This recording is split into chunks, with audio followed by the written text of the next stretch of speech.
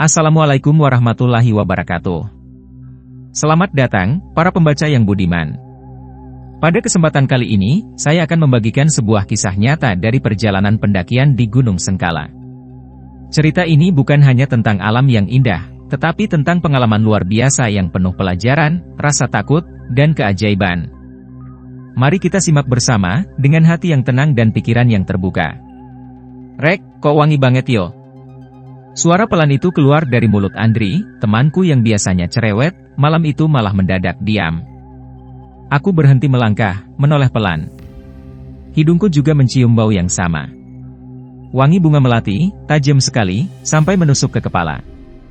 Kami sedang dalam perjalanan menembus gelapnya jalur pendakian menuju puncak Gunung Sengkala, nama yang biasa disebut oleh warga setempat untuk gunung yang katanya punya ribuan cerita gaib. Kami berlima, aku, Andri, Dimas, Riko, dan Arman. Kami hanya sekumpulan mahasiswa dari Surabaya, yang sok-sokan ingin mencari cerita di gunung. Malam itu, kami sudah berjalan sekitar 2 jam dari pos pendakian utama. Awalnya penuh tawa. Tapi bau wangi yang datang tanpa sebab itu membuat semua orang membisu. Aku menoleh ke Arman. Dia hanya mengangguk pelan. Tak ada yang bicara lagi. Wis, ayo lanjut. Ojo dibahas di sini, bisik Dimas, pelan sekali. Kami mulai melangkah lagi. Tapi baru 5 langkah, tiba-tiba dari semak-semak samping jalur, ada suara. Nyiing. Bukan suara binatang. Tapi lebih mirip, seretan kain panjang menyapu tanah. Aku menelan ludah. Keringat dingin menetes meskipun udara pegunungan menggigit. Andri, embok ojo guyon, ya, suaraku gemetar. Demi Gusti, aku ora guyon. Bisik Andri, wajahnya pucat pasi. Aku menoleh ke belakang. Jalan setapak kosong, tapi entah kenapa aku merasa ada yang mengikuti dari jauh. Loh, cah-cah, anjing itu mana? Tanya Arman tiba-tiba. Aku terkejut. Memang, dari tadi seekor anjing hitam liar mengikuti kami sejak pos 1. Tidak mengganggu, malah seperti menuntun. Tapi, saat ini, hilang. Wes, cepetan wae, bisik Dimas lagi. Aku merasakan langkah-langkah kami semakin berat. Suara desiran angin, gemerisik dedaunan, dan wangi melati yang makin menusuk seolah ingin menenggelamkan kami ke dalam cerita yang bukan milik manusia. Tiba-tiba, dari kejauhan, samar-samar terdengar, gamelan. Pelan, lirih, seperti dari jauh. Tapi semakin lama, semakin jelas. Tung, tang, tung, tang. Aku menahan napas. Tidak ada perkampungan di sekitar sini. Paling dekat, 10 km dari sini hanya hutan pinus dan tebing curam. Rek, pasar wis buka, bisik Riko, gemetar. Aku paham maksudnya. Orang-orang menyebutnya, pasar gaib, tempat berkumpulnya makhluk yang tak kasat mata. Kami berhenti melangkah. Tak ada yang berani bergerak. Dari balik pepohonan, muncul sosok. Langkahnya pelan, membawa pikulan kayu. Seorang kakek tua dengan kulit keriput, rambut putih, dan mata yang tak menatap. Mbah, permisi, pos pondokan masih jauh? Tanya Dimas. Kakek itu tidak menjawab. Hanya menunjuk ke arah kanan, lalu, menghilang. Begitu saja. Angin bertiup kencang. Bau melati semakin menusuk. Gamelan semakin keras. Aku tahu, malam itu, perjalanan kami baru saja dimulai. Namaku Raka. Aku cuma mahasiswa biasa di sebuah kampus swasta di Surabaya. Semester 5 waktu itu, lagi penat-penatnya sama tugas, laporan, dan dosen killer. Biasanya habis UAS, aku, Dimas, Andri, Riko, dan Arman, geng kecilku, selalu cari angin. Kadang nongkrong, kadang main ke pantai, dan kali ini, iseng-iseng kami nekat naik gunung. Awalnya, gunung yang kami incar bukan Gunung Sengkala. Rencana awal mau ke Gunung Lirang, karena katanya unik, di puncaknya ada kawah belerang dan pemandangan keren. Tapi, 2 hari sebelum berangkat, logistik kami nggak cukup. Mepet, seadanya. Setelah diskusi di kantin kampus, Dimas nyeletuk, gimana kalau ke Sengkala aja? Lebih dekat, katanya juga masuk, Seven Summit Jawa. Semua setuju. Aku sih awalnya cuma ikut-ikutan. Jujur, aku bukan pendaki profesional. Naik ke gunung buatku lebih ke nyari suasana baru, kabur sebentar dari kebisingan kota. Tapi Arman beda. Dia paling senior di antara kami. Udah beberapa kali naik gunung. Orangnya kalem, tapi kalau udah tegang, mukanya susah dibaca. Dimas? Dia tukang ngatur logistik. Orangnya rapi, terencana. Kalau ada yang kurang, dia pasti tahu. Paling cerewet kalau urusan barang-barang dan ransum. Andri, si paling cerewet, paling suka bercanda. Tapi malam itu aku lihat wajah dia pucat, dan aku tahu, ini bukan Andri yang biasanya. Riko, dia yang paling kalem, pendiam, tapi katanya punya rasa lebih PK dari kami. Aku baru percaya malam itu. Kami berangkat hari Selasa malam. Setelah sholat maghrib, motoran rame-rame dari Surabaya ke pos pendakian Sengkala, via jalur Telaga Sembada. 5 motor, 10 orang. Ya, total kami 10, tapi yang paling dekat denganku cuma 4. Arman, Dimas, Andri, dan Riko. Sisanya teman satu kampus juga, tapi cuma sering bareng kalau ada acara. Sampai di pos pendakian jam 9 malam. Suasana sepi. Cuma ada satu warung kecil, pemiliknya bapak-bapak tua berpeci. Kami simaksi daftar izin pendakian. Bapak itu sempat bilang pelan, di atas cuma ada 2 orang pendaki dari Jakarta, selain itu cuma rombongan kalian. Kata-kata itu cuma kami tanggapi dengan angguk-angguk. Belum tahu, itu pesan serius. Warung kecil itu jadi saksi awal perjalanan kami. Kami ngopi, ngemil, bercanda. Andri melempar jokes receh, Dimas sibuk ngecek ulang logistik. Aku cuma duduk, memperhatikan lampu-lampu kota di kejauhan. Tenang. Dari pos ke pos 1, suasana masih cair. Kami semangat. Jalur tanah liat sedikit licin, tapi semua bisa dilewati. Pohon-pohon pinus di kiri kanan berdiri rapat, diselimuti kabut tipis. Angin pegunungan membuat jaket tipis yang kupakai terasa kurang hangat. Di pos 1, suasana mulai berubah. Kami berhenti sejenak, membuka carrier untuk mengambil minuman dan snack. Saat itulah, bau melati itu datang pertama kali. Tanpa suara, tanpa angin. Menusuk hidung. Andri, yang tadinya paling cerewet, tiba-tiba diam. Menatap kosong ke sebuah bangunan tua di samping jalur. Aku menoleh ke Arman. Dia hanya menepuk pundakku pelan, seolah bilang, "Wes, ngerti dewe, toh." Kami tahu, Gunung Sengkala bukan cuma tempat untuk pamer keindahan.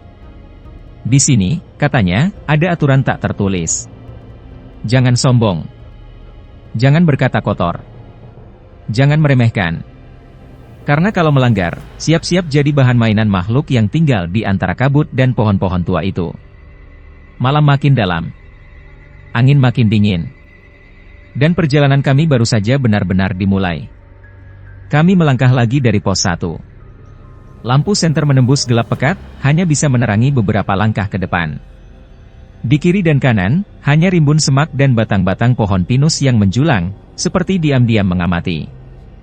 Saat mendekati sebuah bangunan tua yang katanya dulu tempat peristirahatan penjaga pos, Andri berhenti.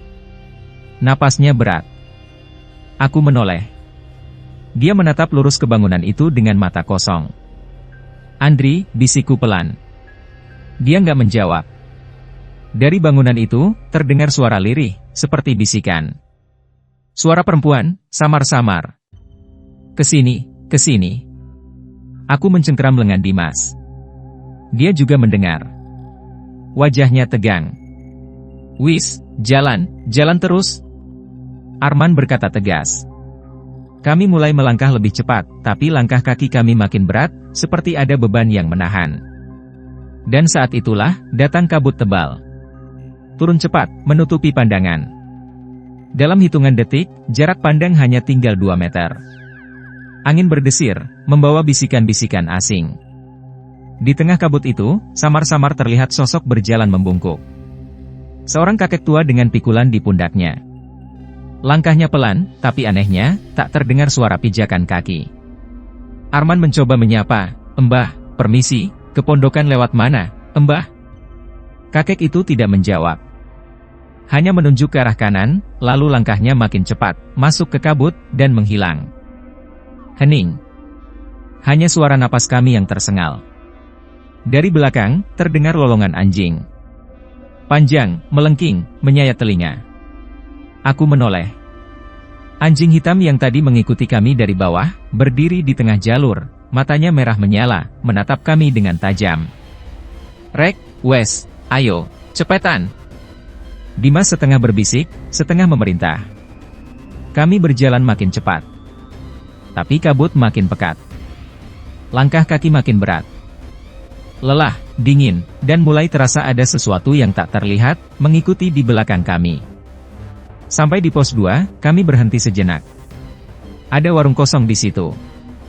Kami mendirikan tenda sambil mengumpulkan napas. Suasana tegang. Semua diam. Lalu datang 2 orang pendaki dari arah berlawanan. Mereka duduk di dekat kami. Dari mana, Mas? Tanya Arman. Jakarta, jawab salah satu dari mereka, pendek. Aku langsung ingat kata-kata bapak penjaga pos tadi. 2 pendaki dari Jakarta, katanya sudah turun. Lalu, siapa 2 orang ini? Kami diam. Tak ada yang berani bertanya lebih jauh. Mereka pamit turun tak lama setelah itu. Tapi entah kenapa, punggung mereka terlihat begitu lusuh, jalannya pelan, seperti orang-orang yang berjalan tanpa tujuan. Dan saat malam makin larut, terdengar suara gamelan dari balik kabut. Makin lama makin keras. Andri tiba-tiba berbisik pelan, gemetar. Pasar setan. Itulah momen ketika aku tahu, perjalanan kami tidak akan menjadi perjalanan biasa. Kami sudah mengusik sesuatu yang seharusnya tak kami ganggu. Dan perjalanan ini, tidak bisa diputar balik. Kabut makin tebal, suara gamelan yang tadinya samar sekarang seperti berpindah-pindah. Kadang dari kanan, kadang dari belakang, kadang terasa dekat sekali, tapi tak ada siapa-siapa. Kami mencoba tidur di tenda, tapi angin menderu kencang, seperti ada sesuatu yang berkeliaran mengitari kami. Di luar tenda, daun-daun berdesir aneh, tidak seperti biasa. Sesekali terdengar suara langkah pelan, lalu berhenti, tepat di dekat pintu tenda. Aku memejamkan mata. Tapi tiba-tiba, terdengar suara napas berat dari balik kain tenda. Berat, seperti suara seseorang yang berdiri persis di depan kami. Riko menggenggam tanganku. Tangan dingin. Dia tidak berkata apa-apa. Tengah malam, Andri yang tidur di tenda sebelah berteriak kaget. Ada bayangan putih. Ada yang lewat. Semua bangun.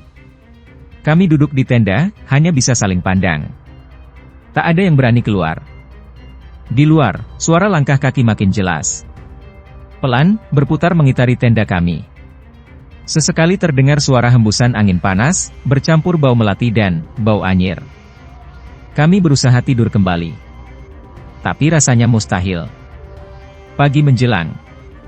Matahari hanya muncul sebentar. Kabut tetap menggantung. Setelah sarapan, kami sepakat melanjutkan perjalanan ke puncak. Di tengah perjalanan menuju Lembah Gajah, orang-orang bilang tempat itu tempat istirahat terakhir sebelum tanjakan akhir.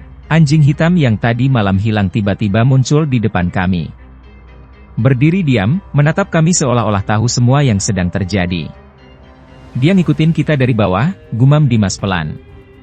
Kami membiarkan anjing itu berjalan di depan. Anehnya, jalannya pelan sekali, seperti tahu kapan kami butuh istirahat, kapan harus melambat. Tapi di tengah jalan menuju hutan pinus, suara gamelan kembali terdengar. Lebih jelas dari malam sebelumnya. Tung, tang, disertai suara riuh, seperti ramai orang sedang berkumpul. Padahal kami tahu, di sini hanya ada kami berlima. Di tengah kabut itu, kami mulai mencium bau masakan, bau tumis bumbu, harum nasi hangat, dan sayur mayur. Aku menelan ludah. Itu bukan hal yang seharusnya kami cium di ketinggian seperti ini. Rek, ojo noleh ya. Ojo takon opo-opo, Arman memperingatkan lirih. Kami hanya bisa terus berjalan. Tapi langkah kami mulai terasa berat. Rasanya seperti ada yang menahan dari belakang. Sampai di satu titik, kami bertemu percabangan jalur. Kiri menuju arah hutan lebih lebat, kanan menuju tebing berbatu. Kami berhenti. Anjing hitam itu duduk diam, lalu menatap ke arah kanan. Kanan. Kita ambil kanan, ucap Arman yakin. Baru 10 langkah. Di sebelah kanan jalur, berdiri sosok perempuan berbaju putih, rambut panjang menutupi wajah. Diam. Tak bergerak. Kami semua melihatnya. Kami semua pura-pura tidak melihat. Langkah makin cepat, tapi suara gamelan makin keras. Lalu mulai terdengar suara-suara obrolan, suara pasar, ada yang tertawa, ada yang menawar barang. Tang, tang, regane piro, regane piro. Aku menggigit bibir, menahan gemetar. Tiba-tiba, suara gamelan berhenti. Mendadak hening. Hening yang menyesakkan. Angin berhenti. Dan di tengah hening itu, terdengar suara berat, pelan, di telinga kanan kami semua. Sampean kersa, opo? Aku membeku. Ingin lari, tapi kaki terasa menancap ke tanah. Anjing hitam itu menggonggong keras, sekali saja, lalu diam. Kabut pelan-pelan menipis. Tapi jalan yang kami lewati berubah. Tak lagi setapak tanah, tapi berubah jadi jalan berbatu, lembab, seperti jalan menuju sebuah gerbang. Di ujung jalur, tampak gapura batu tua. Di atasnya, ada ukiran tulisan aksara Jawa yang sudah aus. Di balik gerbang itu, terdengar suara gamelan kembali pelan, tapi kali ini, suara tangis juga ikut terdengar, lirih, seperti seorang anak kecil yang tersesat. Kami berdiri kaku. Tak ada yang berani melangkah maju.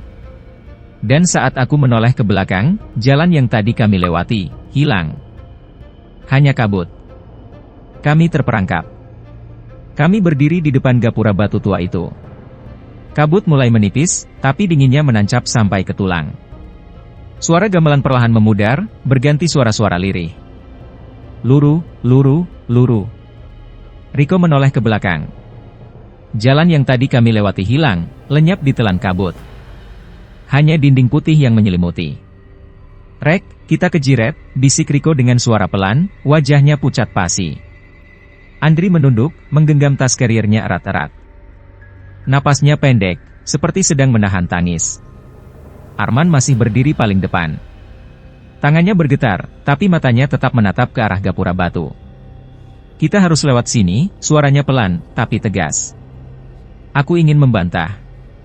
Ingin berteriak, ngapain kita masuk ke tempat yang jelas-jelas bukan jalur manusia? Tapi aku tahu, kami sudah tidak punya pilihan. Perlahan kami melangkah melewati gapura itu. Begitu kami lewat, angin besar berhembus dari dalam. Membawa bau dupa, tanah basah, dan sesuatu yang busuk. Di dalam, kami seperti masuk ke tempat lain. Tanahnya lembab. Pohon-pohon besar tumbuh meliuk, akarnya menjalar ke segala arah. Di kejauhan, lampu-lampu kecil menyala, seperti obor, berjajar membentuk lorong panjang. Di ujung lorong itu, tampak bayangan-bayangan hitam bergerak. Suara gamelan kembali terdengar, pelan, tapi iramanya pelan-pelan berubah jadi aneh. Tung, tang, tung, ting, dung, ting. Ketukan yang tidak beraturan. Seperti tanda peringatan. Tiba-tiba dari arah kanan, muncul sosok perempuan berbaju merah lusuh. Rambutnya menutupi wajah. Dia berjalan pelan ke arah kami, kakinya tidak menyentuh tanah. Rek, meneng kabeh, Arman berbisik gemetar. Kami mematung. Perempuan itu berhenti tepat di depan kami. Masih menunduk, rambutnya menjuntai menutupi wajah. Perlahan, kepalanya mendongak. Wajahnya, kosong. Hanya kulit pucat yang mengelupas, matanya cekung, hitam legam. Bibirnya sobek sampai ke telinga. Dia tersenyum. Senyum yang tak manusiawi. Aku ingin menjerit, tapi suara tercekat di tenggorokan. Lalu, dia membuka mulut, suara pelan keluar, lirih. Lah, kok nganggo abang, lo, kenapa pakai warna merah? Aku menoleh ke Andri. Jaketnya merah. Perempuan itu melayang mendekat ke Andri. Hembusan napasnya terdengar seperti bisikan ribuan suara. Andri mundur pelan-pelan, tapi akar pohon menjulur dan melilit pergelangan kakinya. Dia terjatuh. Perempuan itu mendekat lebih cepat. Arman maju, membuka kedua tangan, berteriak pelan, "Nuwun sewu, Embah. Nuwun sewu, dumateng sedaya penghuni, kaula namung kepengin liwat." Perempuan itu berhenti. Memandang Arman, lalu perlahan, tubuhnya memutar, dan melayang ke arahku. Aku tak bisa bergerak. Tiba-tiba dari arah belakang kami, anjing hitam itu melolong keras. Suara lolongannya bergema, panjang, membuat daun-daun bergetar. Perempuan itu berhenti. Menoleh ke arah suara anjing, lalu tubuhnya perlahan menoleh lagi ke arah kami. Senyumnya menghilang. Wajahnya datar, lalu pelan-pelan membalikkan tubuh, dan melayang pergi, masuk ke kabut. Kami semua terduduk lemas. Tapi belum selesai. Dari dalam kabut, terdengar suara tangisan anak kecil. Lirih, lalu makin keras, berubah jadi jeritan. Dan kabut mulai berputar-putar membentuk pusaran. Angin kencang datang dari segala arah. Pohon-pohon berderit. Di depan kami, tanah mulai retak. Dari celah retakan itu muncul asap hitam pekat, menggumpal, membentuk wajah-wajah aneh yang tertawa pelan. Lalu terdengar suara berat, menggelegar, entah dari mana. Kowe ora sopan. Akar-akar pohon mencambuk ke segala arah. Salah satu akar melilit pergelangan kakiku. Aku terhempas ke tanah. Andri menjerit. Akar lain menyeretnya perlahan ke arah kabut. Arman berlari menarik tangan Andri, menarik sekuat tenaga. Dimas ikut membantu, menarik jaket Andri sampai sobek. Aku berusaha bangkit, tapi akar pohon juga menjerat kakiku. Anjing hitam itu kembali melolong. Tapi kali ini, lolongannya terdengar seperti perintah. Akar-akar itu berhenti. Mengeras, lalu pecah menjadi serpihan debu. Kabut perlahan menipis. Di depan kami, anjing hitam itu berdiri. Matanya menatap kami satu persatu, lalu menoleh ke arah jalur setapak yang mulai terlihat kembali. Kami semua berdiri dengan tubuh gemetar, napas memburu. Arman menunduk, tangannya bergetar. Mari, Rek, endang, ojo neng kene maneh. Dan malam itu, kami tahu, kalau tidak ada anjing hitam itu, mungkin cerita kami tidak akan pernah kembali ke bawah. Kami melangkah perlahan, pelan, tanpa kata. Jalan setapak yang tadinya hilang kini kembali terlihat samar di antara kabut yang mulai menipis. Anjing hitam itu berjalan paling depan, sesekali menoleh ke belakang, seolah memastikan kami tetap mengikutinya. Langkah kami berat. Bukan karena jalur yang menanjak atau beban karier yang menggantung di punggung, tapi karena rasa takut yang belum juga reda. Andri masih gemetar. Jaket merah yang tadi dipakainya sudah disimpan di dalam karier. Tak ada yang berani memakainya lagi. Setelah berjalan hampir 1 jam, suara gamelan itu benar-benar hilang. Hanya tinggal suara ranting patah yang kami injak dan hembusan angin yang mulai terasa normal. Sampai akhirnya, di depan kami terbuka hamparan lembah kecil. Rumputan bergoyang pelan, udara terasa lebih segar. Kami berhenti. Berdiri mematung. Anjing hitam itu duduk di ujung jalur, menoleh pada kami sekali lagi, lalu perlahan berjalan ke arah hutan, masuk ke balik pepohonan, dan menghilang tanpa suara. Tak ada yang berbicara. Kami hanya berdiri, memandang kosong ke tempat anjing itu pergi. Arman menghela napas berat. Rek, kita diizini balik. Kami duduk di rumputan, saling menatap.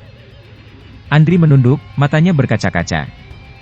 Aku, tadi, hampir, suaranya bergetar, tidak sanggup menyelesaikan kalimatnya. Dimas menepuk bahunya pelan. Wes lewat. Disyukuri, ya. Aku mengangkat wajah ke langit. Kabut sudah benar-benar terangkat. Langit biru tampak, dan matahari mulai menghangatkan kulit yang dari tadi terasa dingin dan mati rasa. Kami menuruni jalur setapak itu perlahan. Di kejauhan, sudah tampak atap pondokan tempat kami menginap semalam. Aroma tanah basah bercampur wangi kayu terbakar dari dapur warung mulai tercium. Sampai di pondokan, kami disambut pemilik warung. Wajahnya ramah, tapi matanya seperti tahu apa yang baru saja kami lewati. Wis, selamat tekan ngendi? Tanyanya pelan. Arman hanya mengangguk. Tak mampu menjawab dengan kata-kata. Kami duduk di bangku panjang warung itu, memesan teh panas. Tangan kami masih bergetar saat memegang cangkir. Pemilik warung hanya tersenyum tipis. Gunung kui ora mung duweni alam, Rek. Duweni isi. Nanging, panjenengan kabeh isi diijini mudhun. Berarti wis dimaafke. Kami hanya mengangguk. Tak berani menatap matanya. Andri melepas napas panjang. Aku nggak bakal guyon sembarangan maneh, katanya pelan. Setelah istirahat cukup lama, kami mulai berkemas. Jalur turun masih panjang, tapi setidaknya kami sudah berada di batas aman. Perjalanan turun terasa lebih ringan, meskipun kaki mulai pegal dan lutut bergetar. Tapi di setiap langkah, pikiran kami tak lepas dari bayangan malam tadi. Sampai akhirnya, setelah berjam-jam berjalan, kami tiba di pos perizinan. Bapak penjaga pos yang kemarin menyambut kami hanya menatap kami dari balik meja. "Wis ngerti, tuh, Le?" katanya pelan. Kami semua mengangguk. "Seng penting, ojo sombong. Ojo sembrono. Ojo nggawe guyonan nang panggonan suci." Kami pamit, meninggalkan pos perizinan dengan perasaan campur aduk. Di parkiran motor, sebelum kami berangkat pulang, Arman berdiri dan menatap kami semua. Aku orang ngerti apa mau kejadian apa. Tapi si Jising tak yakin, nek urip kui kudu ngerti adab. Nang endi wae. Apalagi nang gunung. Kami semua terdiam. Lalu kami naik motor, melaju pelan meninggalkan kawasan Gunung Sengkala. Sepanjang perjalanan pulang, tak ada yang bicara. Hanya suara angin yang menemani. Dan dalam hati, aku tahu, gunung sudah mengajarkan kami pelajaran berharga. Pelajaran yang tidak akan pernah aku lupakan seumur hidup. Sudah seminggu berlalu sejak kami turun dari Gunung Sengkala. Tapi bayangannya masih sering datang di malam hari, menempel di ingatan seperti jejak yang tak bisa dihapus. Di kampus, aku, Arman, Dimas, Andri, dan Riko sepakat untuk tidak membahas kejadian itu di depan banyak orang. Bukan takut dibilang bohong, tapi karena kami sadar, tidak semua cerita memang pantas diceritakan ke sembarang telinga. Sampai suatu sore, kami kembali duduk di kantin kampus. Suasananya tenang. Tapi kali ini, tidak ada candaan berlebihan. Andri, yang biasanya paling ramai, justru paling diam. Sesekali dia memandang kosong, entah kemana. Riko menepuk pundaknya. "Wis, Rah, kabeh wis rampung. Wong awake dewe isi diijini mulih, kui wis berkah." Andri mengangguk pelan. "Aku ngerti, aku cuma nggak nyangka, guyonanku ternyata ndak lucu nang dunyo liyane." Kami semua tertawa kecil, tapi tertahan. Arman kemudian membuka ponselnya. Dia mencari sesuatu, lalu menunjukkan ke kami. Sebuah artikel lawas muncul. Pasar Gaib Sengkala, tempat terlarang bagi pendaki yang membawa warna merah. Kami membaca pelan. Artikel itu menulis tentang mitos yang selama ini hanya kami dengar dari mulut ke mulut. Di Gunung Sengkala, dilarang membawa atau memakai warna merah. Karena merah dipercaya sebagai warna yang memancing perhatian penunggu. Andri menarik napas panjang. Dia menutup matanya sebentar. "Maaf, ya, aku yang salah," katanya lirih. Arman hanya menggeleng. "Wis, sing penting awake dewe ngerti. Gunung kui dudu mung alam. Ana jaga de dewe. Lah kita, cuma numpang lewat." Beberapa hari kemudian, aku pulang ke rumah di Gresik. Sore itu, aku iseng cerita ke adikku yang juga suka mendaki.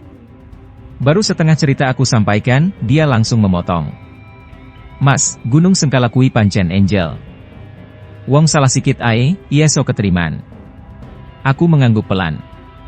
Lalu dia menatapku serius. "Kamu ketemu anjing hitam, ya?" Aku tertegun. "Kok ngerti?"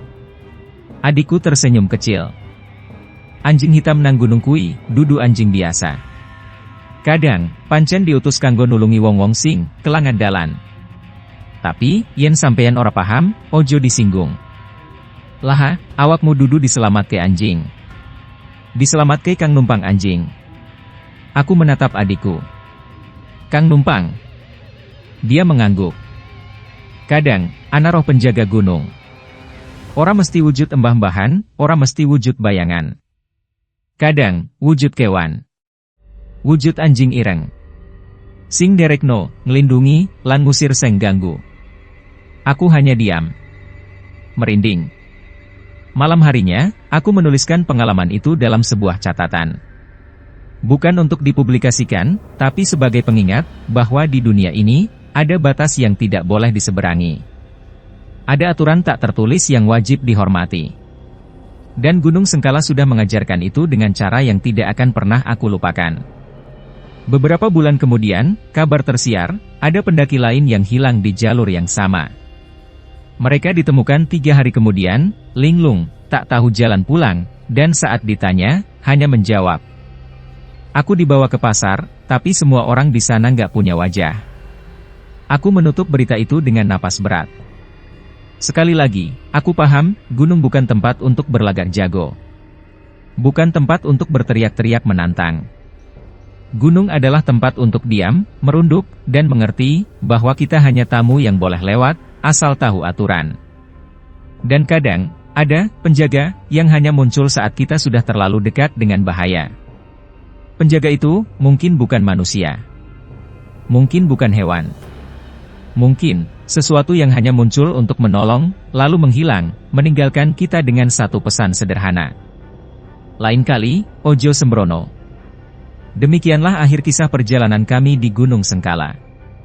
Semoga cerita ini bisa menjadi pengingat bagi kita semua, bahwa dimanapun kita berada, jangan pernah lupa menjaga sikap dan menghormati aturan. Jangan meremehkan hal-hal yang tak kasat mata, karena kita hanyalah tamu. Tetaplah sopan, rendah hati, dan waspada. Wassalamualaikum warahmatullahi wabarakatuh.